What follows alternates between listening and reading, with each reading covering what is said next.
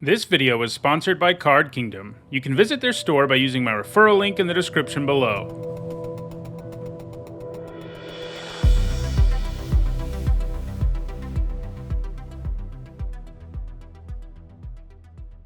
Hi everyone, I'm Nizzahon, and it's Wednesday, and that means it's time for another deck history video, the series where I take a look at historically significant Magic the Gathering decks. Sometimes this involves tracing the development of a deck archetype that still exists today and has been around for decades, like Madness decks, and other times it involves taking a look at a deck that has had a major impact on the history of competitive Magic, even if it was only around for a very short time, like we've done with Stasis and Frostbloom. We'll be doing more of the latter today with a look at a deck that really only existed for a single major Magic tournament.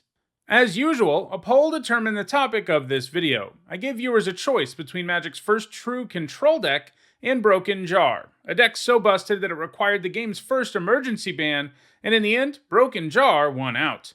Remember, if you want to have a say in the topic of next week's video, go to the community tab and vote. So, as I just noted, the Broken Jar deck is historically significant because in 1999 it resulted in the first emergency ban in Magic's history. The card that got banned was Memory Jar, and it was in the extended format. The jar is inherently powerful because it draws a ton of cards, but it also comboed with Megrim to become a win condition. So, yeah, the jar part of the name comes from Memory Jar, while the broken part in the name is because the deck was, well, broken. The art on Memory Jar also shows the jar being broken, so it was a pretty good name for the deck. So, you might be wondering, what makes an emergency ban different from a regular one?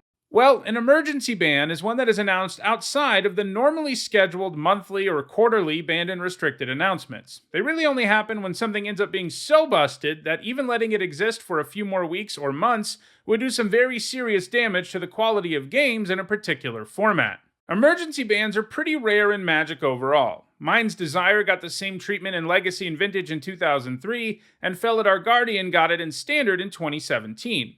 I should also note that Winota also got emergency suspended in Historic in 2020, and she did ultimately end up getting banned later that year, so we could include her on this list of emergency banned cards too. Anyway, before we get to talking about the Broken Jar deck itself, let me fill you in a little bit on what competitive Magic looked like at the time. In particular, I want to talk about the so-called Combo Winter, a time period in the game's history that Broken Jar was part of, but Combo Winter didn't begin with the Broken Jar deck. Combo Winter is the name given to the winter of late 1998 and early 1999, and it refers to a time where there was no shortage of utterly busted combos in pretty much all of Magic's formats.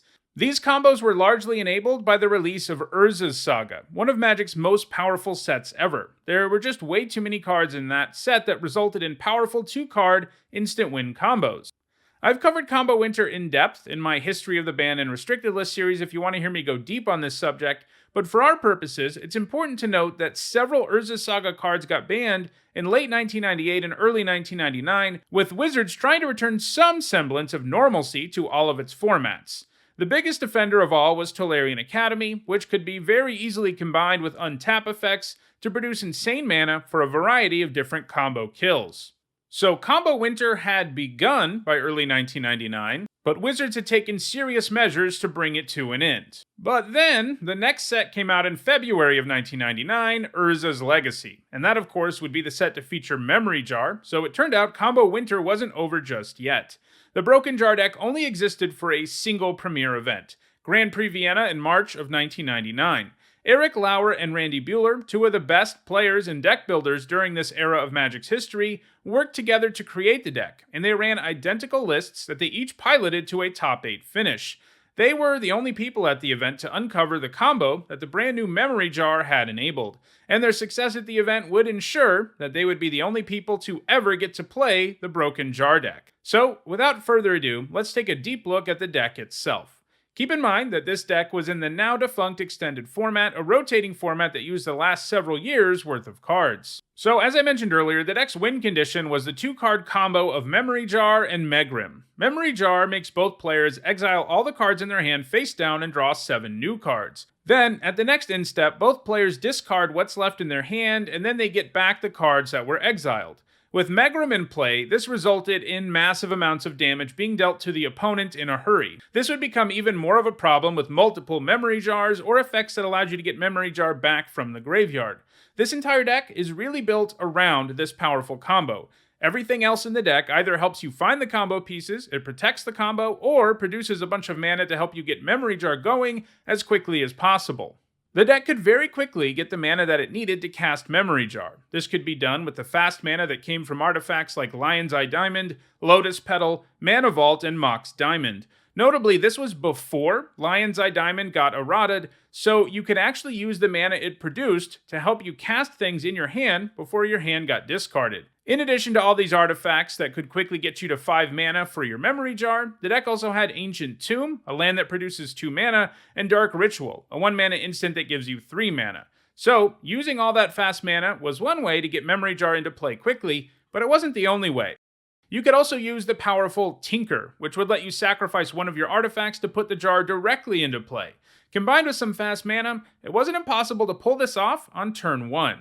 The deck also used Mystical Tutor to search up Tinker and other cards that enabled the combo, and Vampiric Tutor could search up anything, including Megrim.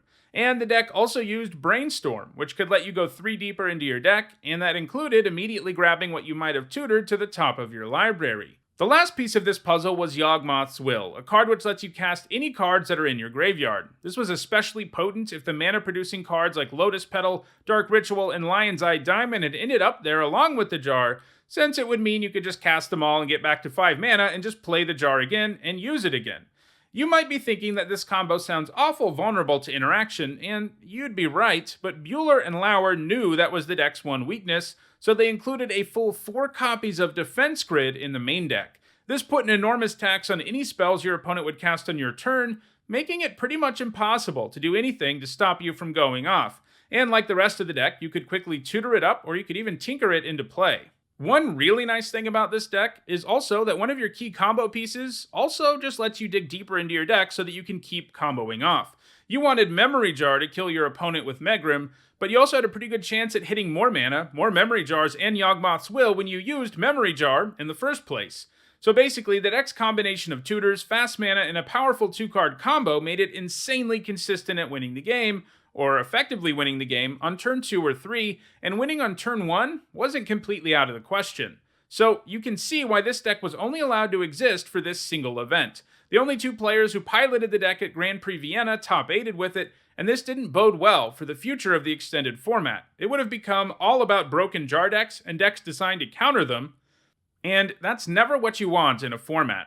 Grand Prix Vienna occurred on March 14th, 1999. On March 1st, a couple weeks before the Grand Prix, several cards had been banned in preparation for the extended season events, like this Grand Prix, but Memory Jar had managed to slip through the cracks, and another ban wasn't planned to be announced until June 1st. But Memory Jar got emergency banned the day after Grand Prix Vienna, on March 15th, 1999, and it was retroactively added to the ban list that had been announced on March 1st. The deck couldn't be allowed to just dominate the rest of the events during 1999's extended season. Some other cards that the deck used also eventually ended up getting banned in Extended 2, because they were enabling some other absurd combos. While getting rid of Memory Jar did get rid of the most busted of these combo decks, Combo Winter basically continued into the fall, spring, and summer of 1999, and it wasn't fully ended until a massive series of bans in late 1999 and early 2000. In the end, Lotus Petal, Yawgmoth's Will, Dark Ritual, and Mana Vault joined Memory Jar on the extended banned list. Additionally, Lion's Eye Diamond didn't get banned, but it did receive an erratum that made it so you had to discard your hand before you could use the mana that it produced. This means that a lot of the non-land cards in the Memory Jar deck were ultimately banned or powered down. Specifically, of the deck's 44 non-land cards, 22 of them ended up being problematic and extended. That's one broken deck. Well, that's the history of the Broken Jar deck. It has a pretty good claim as the most, well, broken deck in the history of Magic, though Legacy's Flash Hulk also has a pretty strong claim. But even that deck didn't end up requiring an emergency ban. It was banned during a regularly scheduled announcement, unlike Memory Jar. That said, that's definitely a deck I should also take a look at some point in this series. If you enjoyed this video, please like it and share it so that others can enjoy it too. If you want to make sure you catch future videos, don't forget to subscribe and turn on notifications. If you want to catch up on past deck histories, and at this point I've covered more than 35 decks, you should see the playlist on your screen shortly. And lastly, if you want to go the extra mile to support the channel, you can on Patreon. Thanks for watching.